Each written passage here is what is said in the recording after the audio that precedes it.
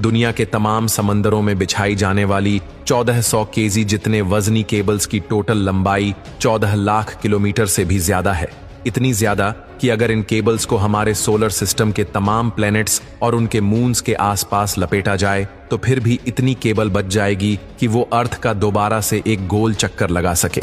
अब जाहिर है इतनी लंबी केबल्स, वो भी समंदर में 8000 मीटर की गहराई में बिछाना कोई हल्का काम तो नहीं है। सिर्फ 1 किलोमीटर सबमरीन केबल को बिछाने में ज्यादा से ज्यादा 25 लाख US का खर्चा आता है। तो अब आप खुद अंदाजा लगा लें कि 14 लाख किलोमीटर केबल बिछाने में कितना खर्चा आया होगा। लेकिन इससे भी बड़ा सवाल ये है कि समंदर के बॉटम पर इंटरनेट केबल को अगर शार्क काट ले तो उसको ठीक कैसे किया जाता है, और ये पता कैसे चलता है कि हजारों मील के समंदर में केबल कहां से टूटी है। इस अंडर सी हाईवे में हर वक्त करोड़ों गीगाबाइट्स का डेटा ट्रैवल कर रहा है। इसका मतलब है कि ये हाईवे भी काफी चौड़ा होगा, यानी ये केबल्स एक आम घरेलू फाइबर ऑप्टिक केबल से ज्यादा मोटी होगी। पर ऐसा नहीं है। देखने में ये येलो और ब्लैक केबल एक हौज पाइप जितनी मोटी है, लेकिन असल में इसके बीच से गुजरने वाली फाइबर ऑप्टिक केबल बाल जितनी पतली है। तो अब सवाल उठता है कि इतनी पतली तार के बीच से इतना ज्यादा डेटा कैसे भेजा जाता है। इस बाल जितनी वायर को फाइबर ऑप्टिक का कोर कहा जाता है, जो कि ग्लास या फिर प्लास्टिक से बना होता है। इसके बीच से लाइट गुजरती है जो डेटा को छोटे छोटे पैकेट्स में लेकर ट्रैवल करती है। सबसे पहले कंप्यूटर में मौजूद डेटा को इलेक्ट्रिकल सिग्नल से लाइट सिग्नल में एक ट्रांसमीटर की मदद से कन्वर्ट किया जाता है।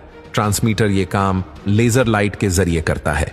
ये लाइट सिग्नल पल्स की सूरत में ट्रांसमिट या भेजा जाता है, जिसके सिर्फ 2 ही पार्ट्स होते हैं, वंस और जीरोस। लाइट पल्स 1 को जाहिर करता है और जब कोई पल्स नहीं होता तो वो 0 को जाहिर करता है। इन पल्सेस को एक जगह से दूसरी जगह लेकर जाना कोर का काम होता है, जिसके बीच लाइट ट्रैवल करती है। इस कोर के बाहर एक लेयर होती है जिसको क्लैडिंग कहते हैं, और ये लेयर लाइट को कोर से बाहर निकलने से रोकती है। अगर लाइट कोर से बाहर निकलने की कोशिश भी करेगी तो क्लैडिंग उसको वापस कोर के अंदर ही बाउंस बैक करवाता है। इस प्रोसेस को टोटल इंटरनल रिफ्लेक्शन कहा जाता है। अब ज्यादा फासले पर यह लाइट सिग्नल वीक हो जाता है, जिसके लिए हर 100 किलोमीटर के बाद एक रिपीटर लगाया जाता है जो लाइट सिग्नल को बूस्ट कर देता है। इसी पार्ट को पूरा करने के लिए कोर और क्लैडिंग के ऊपर कॉपर की एक लेयर चढ़ाई जाती है, जिसमें 10,000 वोल्ट का डीसी करंट भेजा जाता है। क्योंकि ओशन के बीच कोई पावर सोर्स तो होता नहीं, इसीलिए इन एम्पलीफायर को पावर देने के लिए कॉपर लेयर से गुजरने वाला करंट काम में लाया जाता है।